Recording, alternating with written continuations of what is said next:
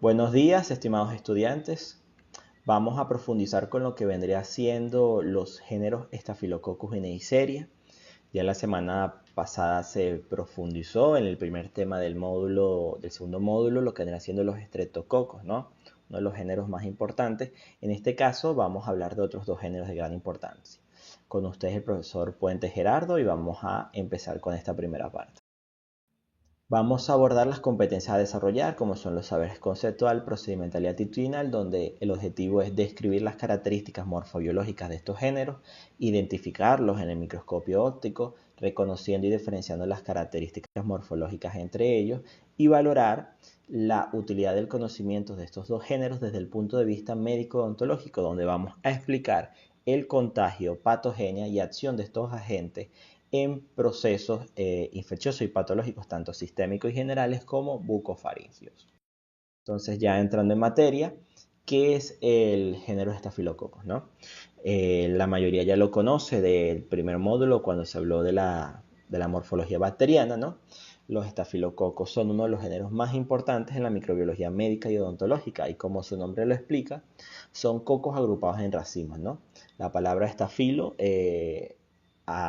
viene del griego, donde se establece que son racimos en forma de uva, y cocos, bueno, en forma circular o en forma de grano, ¿no? Que es la forma característica en la cual lo podemos ver a nivel microscópico, ¿no? Que vemos que son cocos, son redondeados, y que están agrupados en forma de uva, ¿no? Ellos vienen de la familia Micrococaceae, son el género Staphylococcus y tiene aproximadamente 32 especies, ¿no? Donde las más importantes son los Staphylococcus aureus, epidermidis y saprophyticus. Ahora, ¿cuáles son esas características morfológicas? Bueno, la primera es el tamaño, entre 0.5 a 1.5 micrómetros. Su forma, bueno, son cocos gram positivos, es decir, que se tiñen de morado o azul, ya de que poseen una pared de mureína gruesa y están organizados, agrupados en forma de racimos, como ya mencionamos anteriormente. Esto debido a que tiene un crecimiento irregular y aleatorio en tres planos, ¿no? De acuerdo a su metabolismo, bueno, es anaerobio facultativo, ya de que puede crecer tanto en presencia de oxígeno como en ausencia parcial de este. Son pocos exigentes realmente. También podemos destacar que son inmóviles, es decir, que no contienen flagelos y son no esporógenos. Recordando que las esporas son un mecanismo de supervivencia en las bacterias, en este caso el Staphylococcus no presenta esporas, son resistentes a la desecación, puede resistir ciertos alcoholes, desinfectantes o antisépticos, y son catalasas positivos, una característica de gran importancia, ya de que la prueba de catalasa, que vamos a profundizar más adelante, nos permite diferenciar entre los otros géneros. Como ya mencionamos, un coco gram positivo, similar a lo que vendría siendo el estreptococo. La diferencia entre ellos dos es que, a grosso modo, o una de las más importantes, es la catalasa, ¿no? Cuando el estreptococo nos da catalasa negativo, el estafilococo nos da catalasa positivo. Entonces es una prueba que nos permite diferenciar entre dos cocos gram positivos, ¿no? Ese es un aspecto muy importante. Y bueno, la catalasa, al decir que es catalasa positivo, quiere decir que convierte el peróxido de oxígeno en agua y... Perdón, convierte el peróxido de hidrógeno en agua y oxígeno, que lo vamos a abordar más adelante la función de esta importante enzima. Tiene un metabolismo fermentativo, esto también lo vamos a abordar más adelante, puede fermentar ciertos azúcares, ¿ok? Y también se puede destacar que tiene ciertas características como saprofítico, ya que puede crecer en ciertos compuestos como las aguas hervidas e incluso la leche. Forman pigmentos, ya de que hay algunos de ellos, como el Staphylococcus aureus, que vamos a hablar en gran momento, de que tiende a formar ciertos pigmentos, como el color dorado, de que le da su nombre característico, ¿no? Y son halófilos, es decir, que pueden tolerar altas concentraciones de sal, lo cual permite aislarlos selectivamente en ciertos medios de cultivo, como el agar manitol salado, y también son resistentes a sales biliares y al cloruro de sodio. Ahora, ¿dónde los podemos encontrar? Bueno, ellos son hospederos naturales del cuerpo, ¿no? La mayoría de las personas, bueno, el 30% de las personas lo tienen, podemos conseguirlo en diferentes partes. Por ejemplo, el Staphylococcus aureus se puede conseguir en la cavidad nasal, en la mucosa nasal. El Staphylococcus epidermis puede conseguirse en la piel, como su nombre lo dice, y el Saprophytos podemos conseguirlo en la uretra y vejiga, ¿no? Ellos forman parte normal de la flora de piel, mucosa, uretra, periuretra, y como ya se mencionó anteriormente, son microorganismos saprofíticos, ¿no? Ahora, con respecto a la estructura, ¿no? Vamos a ver de que él va a tener una cápsula, una ligera cápsula, ¿no? Va a tener una pared celular, como toda bacteria gram positiva, que se caracteriza por ser gruesa, por tener una alta cantidad de peptidoglucano, ¿ok? Como su principal componente, y dentro de ella va a tener ciertos componentes. Vamos a tener los ácidos teicoicos, ¿no? Vamos a tener la proteína A, que actúa como un escudo molecular porque esta proteína tiene una función de evadir o confundir el sistema inmunológico, específicamente a la inmunoglobulina, al impedir la función de ozonización. Vamos a tener también coagulasas, ¿ok? Coagulasas en este caso, porque como están en la pared, van a ser coagulasas ligadas, que tienen un factor de virulencia importante junto con la cápsula para evitar esa fagocitosis por parte de los macrófagos, ¿ok? Ya de que la coagulasa, como lo vamos a hablar más adelante, permite algo llamado el factor de coagulación, formando una red de fibrina que tiene ciertas utilidades para eludir el sistema inmunológico. Y bueno, vamos a tener obviamente la membrana citoplasmática que llevamos conociendo. En esta oportunidad podemos ver un esquema más grande, ¿no? Donde vamos a ver esa cápsula, ¿no? Vamos a ver esa membrana plasmática, el espacio periplásmico y obviamente la pared grande y robusta por peptidoglucanos, donde vamos a ver que tenemos puente de pentaglicina, vamos a ver que tenemos ese ácido licoico, que podemos verlo, su estructura tridimensional, como WTA y LTA. Vamos a ver esa coagulasa ligada que anteriormente mencioné, que forma diferentes coágulos que vamos a profundizar más adelante cómo funcionan como factores de virulencia. Y vamos a tener también ciertas proteínas superficiales que le van a dar una alta complejidad a esta pared celular. Ahora vamos a hablar sobre las diferentes enzimas extracelulares que genera este género estafilococo. El primero es la coagulasa, ¿no? Que como mencioné anteriormente, podemos verla como coagulasa ligada cuando la tenemos en la pared y coagulasa libre, que a grosso modo genera una coagulación del plasma a su alrededor. Pero su función, básicamente, muchachos, es crear un coágulo de fibrina artificial alrededor de donde se encuentra ya sea el proceso infeccioso o el microorganismo. ¿Con qué propósito? Para proteger al microorganismo, es decir, aislarlo. Al crear esta barrera o este coágulo va a impedir que el sistema inmunológico logre llegar a donde está el estafilococo e inclusive puede utilizarlo para evitar que llegue el antibiótico a donde se encuentre. Entonces es de gran utilidad esta enzima como un factor de virulencia, ¿no? También tenemos las lipasas que, bueno, como su nombre lo dice, hidrolizan los lípidos, pero en este caso tiene dos funciones importantes, ¿ok? Que el primero es destruir ciertos lípidos que tienen ciertas funciones antimicrobianas, pero también al destruir los lípidos va a liberar ciertos componentes, ciertos ácidos grasos que van a funcionar como nutrición para el estafilococo, como puede ser una fuente de carbono y energía, y por eso vamos a ver que la mayoría de los estafilococos, especialmente el Staphylococcus aureus y epidermitis, sobreviven fácilmente en zonas con alto contenido de sebo, como son los folículos pilosos y las glándulas sebáceas, que eso va a tener una relación directa con el tipo de patología que generan, que vamos a mencionar más adelante, ¿no? Entonces, la lipasa va a permitirle defenderse, va a permitir que tenga mayor cantidad de nutrientes y va a favorecer en consecuencia la colonización. Otras son las nucleasas, ¿no? Que consiste en degradar, ¿verdad? Ese ácidos nucleicos, tanto ADN como ARN, donde lo va a dividir. Y esto tiene una función muy importante, ya de que hay ciertas células defensivas, como los neutrófilos, que cuando mueren liberan sus ácidos nucleicos y esto permite, vamos a decirlo, atrapar a ciertos microorganismos. En este caso, al tener nucleasa, el Staphylococcus logra eludir esta trampa y al mismo tiempo le permite, por así decirlo, cuando hay procesos infecciosos grandes, cuando hay una gran cantidad de pus, ¿ok? Vamos a ver que estas nucleasas van a permitir disminuir la viscosidad del pus y permitir que se desenvuelva mejor o eluda el sistema inmunológico los estafilococos.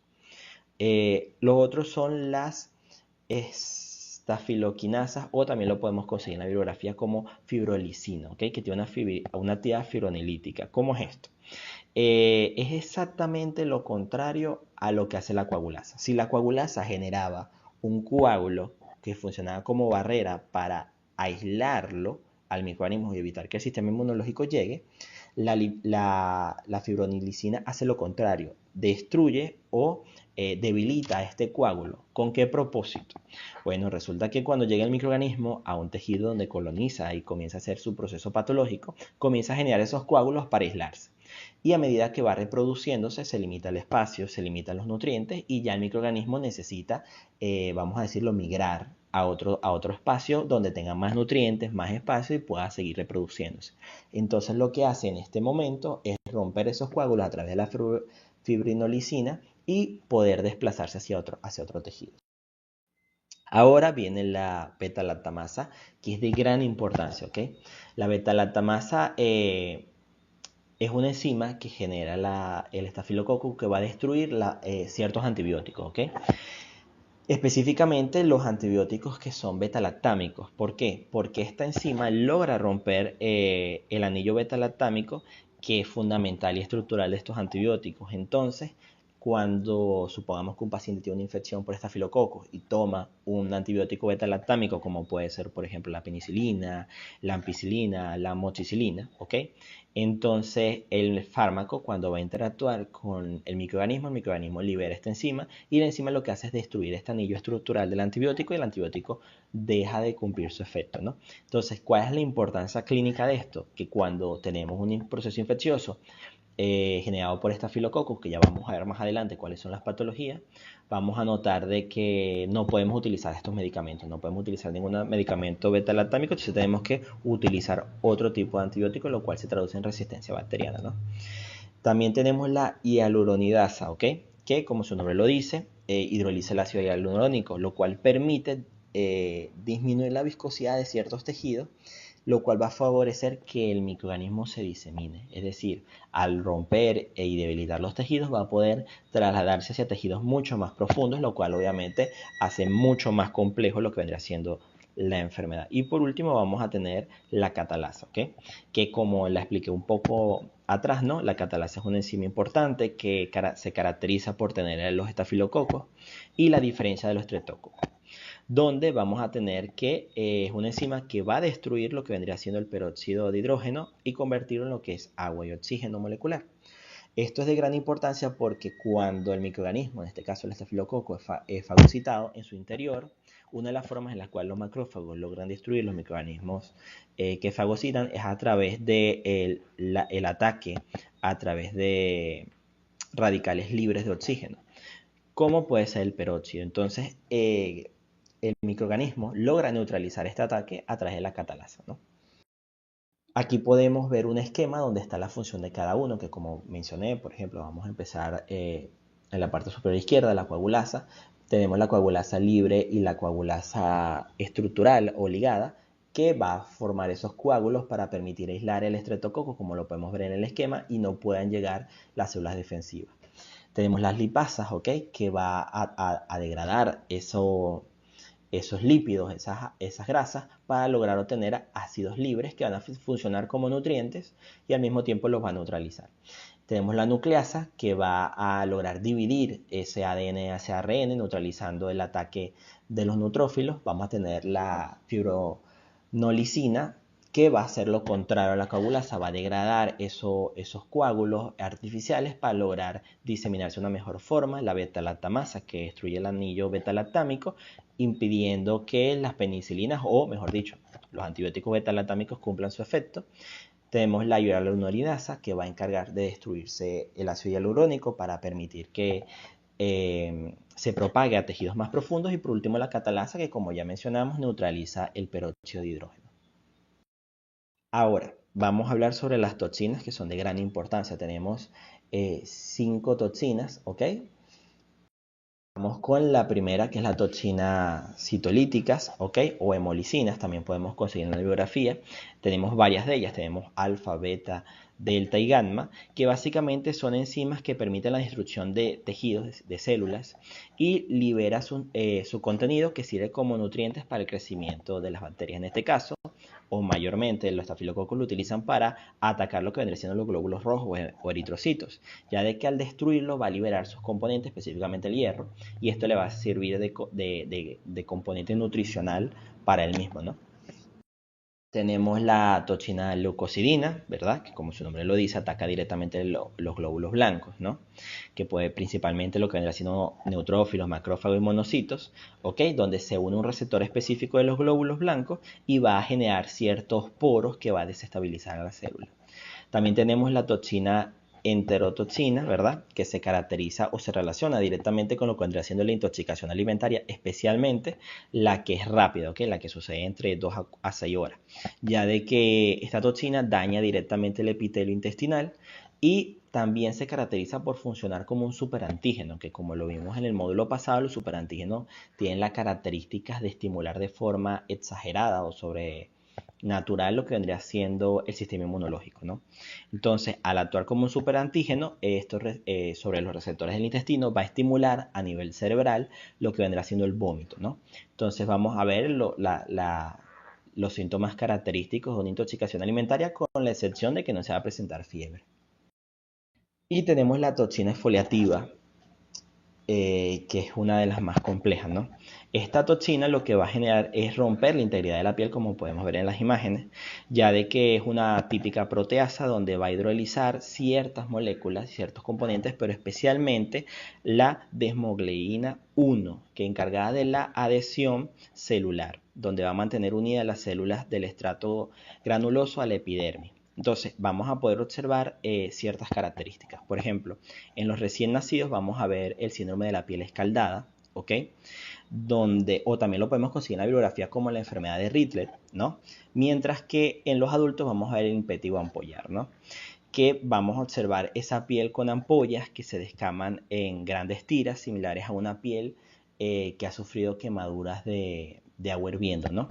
Entonces vamos a poder ver el signo de Nikolsky positivo, que es diferente, pero pueden buscarlo en diferentes bibliografías y va a variar, pero básicamente significa que la piel se descama con mucha facilidad, como por ejemplo puede ser, hay bibliografías que hablan de pasar un borrador y al pasar el borrador por la piel se descama, o con el mismo contacto con la sábana.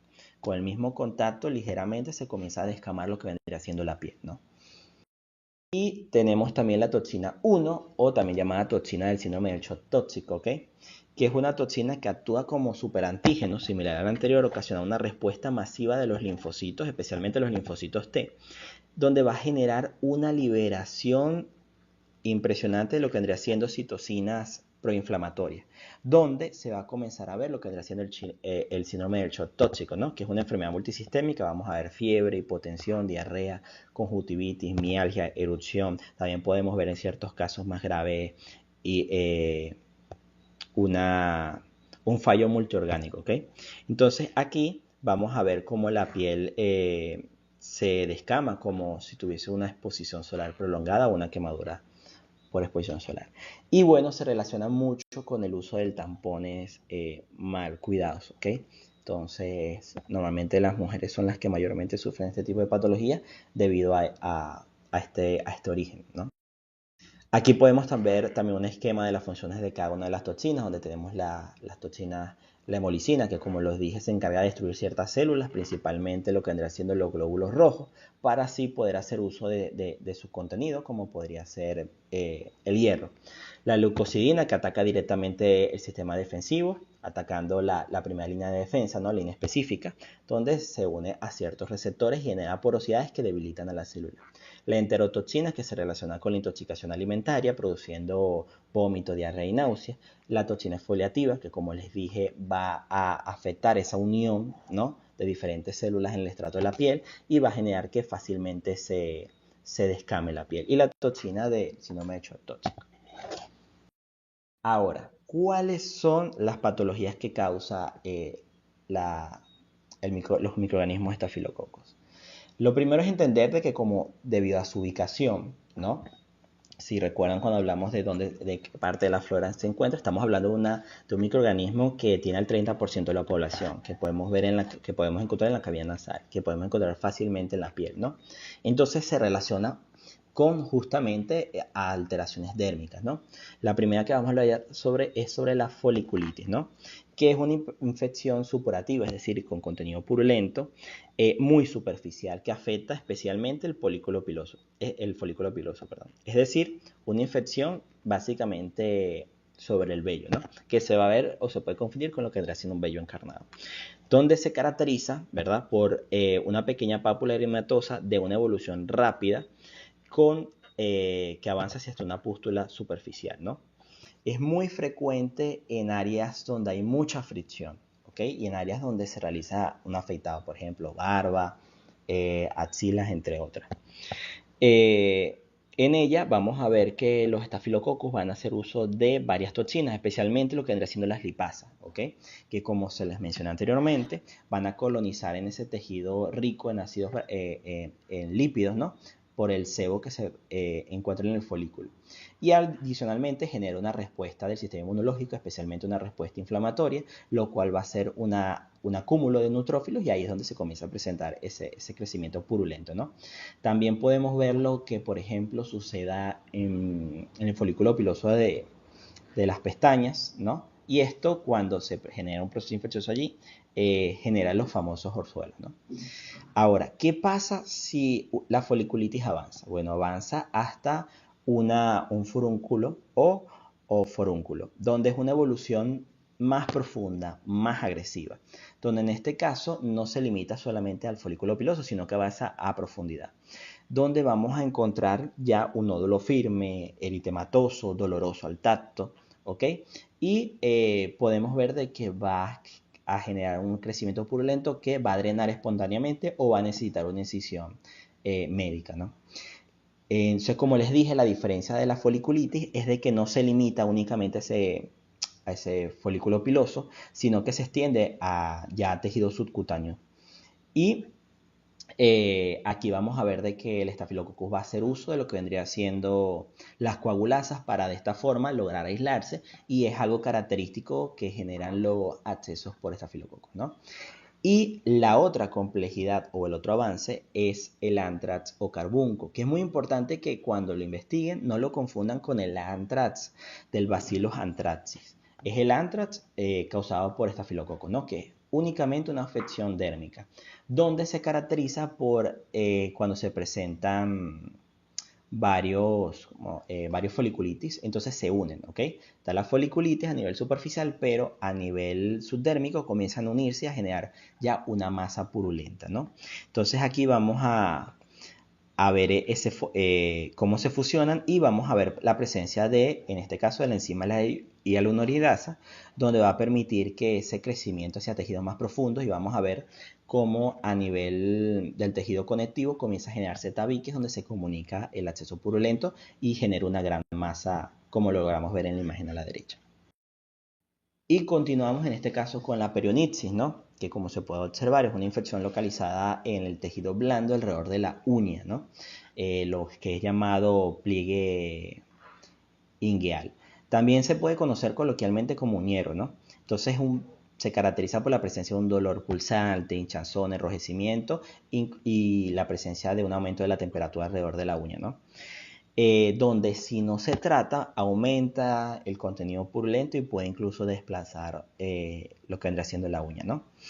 Este se presenta mucho, o en la población vulnerable vendría siendo las personas que hacen trabajos con las manos, como podría ser las manicuristas, también las personas que tienen el hábito de morderse las uñas, la onicofagia, o las personas que tienen microtraumatismo y son susceptibles a la humedad. Por ejemplo, las personas que lavan plato, o en nuestro caso, nosotros, por ejemplo, el odontólogo que lava el instrumental a diario, o el higienista que hace el mismo procedimiento. Por eso es muy importante el uso de guantes y estar muy pendiente, ¿no?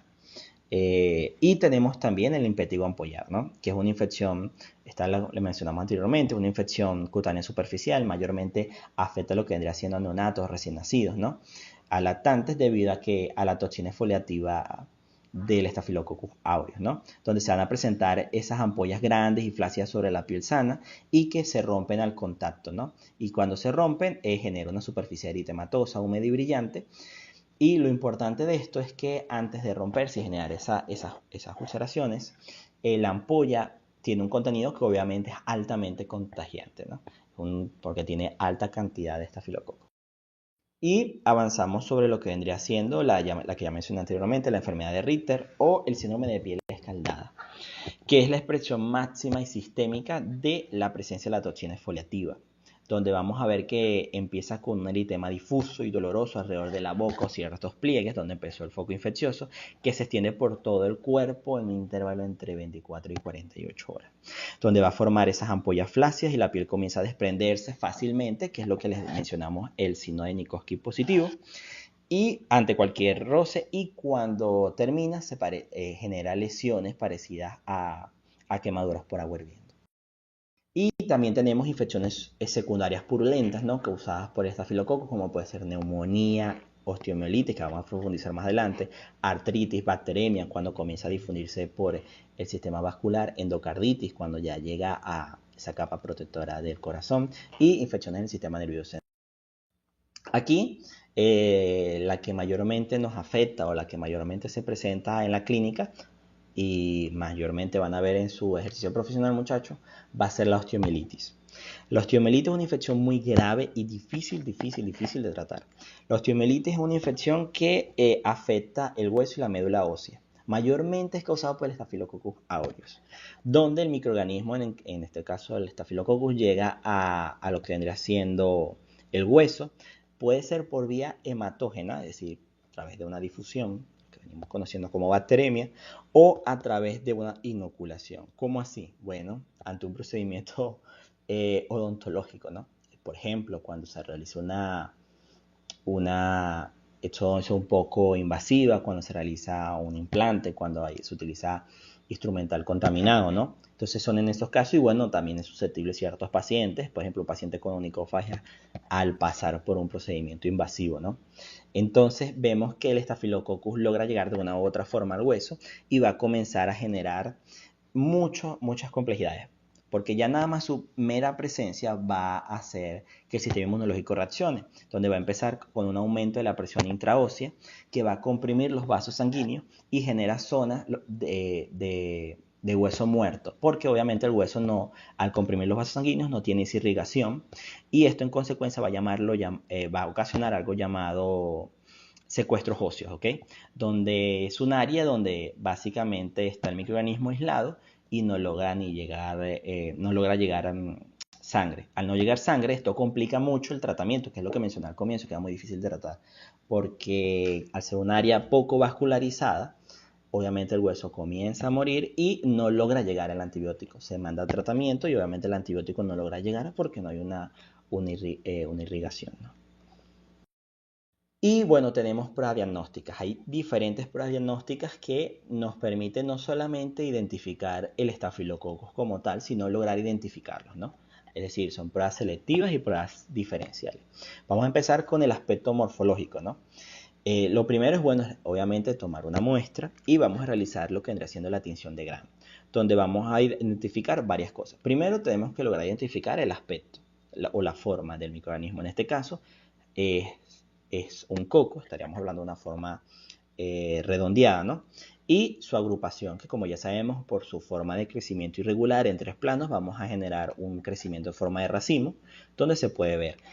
Asimismo, también cuando estamos en etapas de un crecimiento inicial o cuando se aísla el microorganismo, se puede observar como diplococos, es decir, dos cocos juntos, o podemos evaluarlo como cocos en cadena. En esos casos, ¿verdad? Lo que tenemos que estar pendiente es de la tinción de Gram. Como estamos hablando de que es un coco Gram positivo, estamos hablando de que va a lograr retener ese cristal de violeta debido a su capa gruesa de peptidoglucano, ¿no? Entonces, esa es la primera prueba, lograr identificar tanto su forma, su agrupación y su tinción. Lo otro es la producción de pigmentos, por ejemplo, que también llamado cromogénesis. Cuando ya logramos identificar que es un estafilococo, por ejemplo, pero no logramos saber cuál es específicamente. Por ejemplo, puede ser epidermis, puede ser áureo. Se realiza una prueba de pigmento, ¿ok? Donde se va a colocar la muestra, ¿no? en un cultivo, en un agar, como puede ser agar sangre o agar nutritivo, y vamos a esperar que crezca, ¿no? En este caso, puede crecer de forma blanca o grisácea o de forma dorada. Si crece de forma dorada, entonces está dando indicar que el Staphylococcus presente es Staphylococcus aureus, ¿no? Porque es que el Staphylococcus aureus tiene la característica de producir pigmento, ¿ok? Específicamente la estafilocantina, donde se caracteriza por tener un color dorado, ¿no? Que es lo que caracteriza aureus, significa dorado. Y este actúa, ¿por qué produce este pigmento? Porque el pigmento actúa como un antioxidante que le permite al Staphylococcus aureus sobrevivir ante los radicales libres que libera el sistema inmunológico, ¿no? Por el contrario, los otros estafilococcus, por ejemplo, el Staphylococcus epidermis, va a crecer de forma blanca o grisácea, como lo vemos del lado derecho. Entonces, cuando se realiza esta prueba de cromogénesis, podemos ver que del lado izquierdo está dando una colonia de color dorado, estaría dando positivo. Entonces, el lado izquierdo de Staphylococcus aureus y el lado derecho de Staphylococcus epidermis. Otra prueba es la de manitol positivo, ¿no? Que se utiliza en agar manitol salado o agar o medio Chapman, ¿no? Es una prueba, como mencioné anteriormente, selectiva y diferencial. ¿Por qué? Porque permite diferenciar estafilococcus entre ellos. En este caso, el Staphylococcus aureus y el Staphylococcus epidermis, donde es un medio que tiene una alta concentración de cloruro de sodio, específicamente 7.4, 7.5, lo cual esta alta cantidad de sal va a inhibir el crecimiento de la mayoría de las bacterias, exceptuando los microorganismos halófilos como los estafilococos, ¿no? Entonces, adicionalmente se le va a agregar un carbohidrato, lo que es el manitol, y un indicador de pH de color rojo, ¿no? Y se inoculan los microorganismos. En este caso, la parte superior no tiene nada inoculado, la parte izquierda tiene el Staphylococcus epidermis y la parte derecha tiene el Staphylococcus aureus, ¿no? Entonces, los que son halófilos van a crecer, en este caso los Staphylococcus ambos lograron crecer.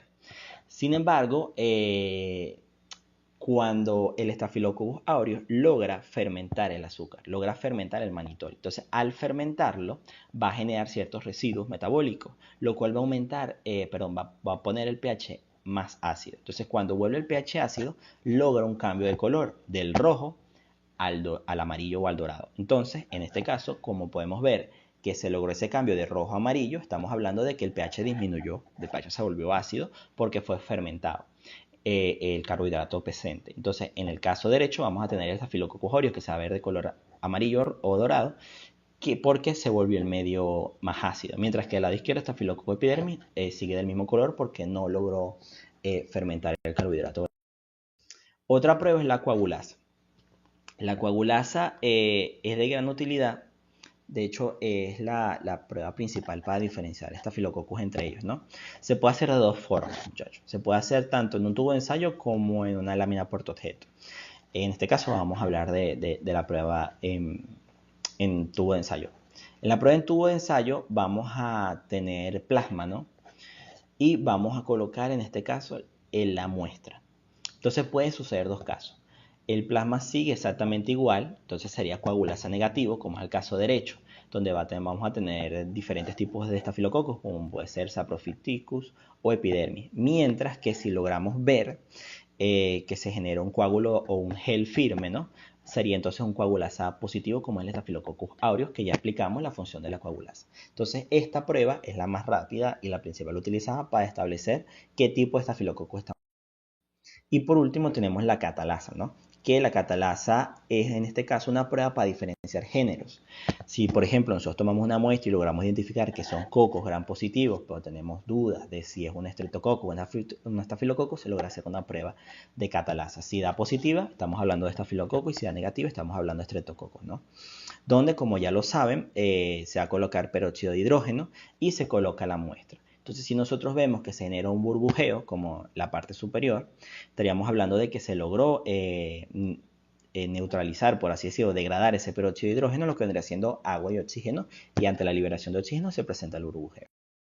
Ahora, ¿cuál es la fuente de infección? Bueno, como ya lo saben, obviamente como es un microorganismo saprofítico, puede encontrarse en ciertas superficies, en ciertos residuos, pues eso es muy importante la limpieza. Y también podemos verlo como microorganismo normal de la flora de la cavidad respiratoria, como de la cavidad nasal, podemos verlo también en la piel, entonces está muy presente, por eso también es muy importante el higiene. Y en ambientes intrahospitalarios, ¿no? ¿Cuál es la prevención? Bueno, la prevención es el lavado de manos. El lavado de manos es indispensable para evitar la propagación o el contagio en ciertas situaciones. También el lavado de alimentos, ¿ok? El lavado de alimentos, el uso de guantes para el manejo de alimentos. Y obviamente a nivel como profesional de la salud, el uso de las barreras de bioseguridad para evitarlo. Por ejemplo, si nosotros tenemos un paciente que puede tener una infección por estafilococo y se atiende sin guantes, bueno, una de las mejores cosas que puede suceder es sufrir de perionitis, por decirlo, porque obviamente ahí ya sabemos que hay patologías mucho más grandes, ¿no? Hasta una misma endocarditis puede llegar por este microorganismo. Y bueno, cuando se está presente, realizar un antibiograma para lograr identificar, recordando que el estafilococo es resistente a la penicilina, entonces es muy importante lograr identificar su presencia para en este caso realizar una prescripción antimicrobiana más específica y disminuir la posibilidad de que el paciente sea expuesto ante antibióticos innecesarios e ineficientes. En este caso, las medidas de prevención son esas, medidas de prevención, porque como tal no existe una vacuna o una quimioprofilaxis, ¿no?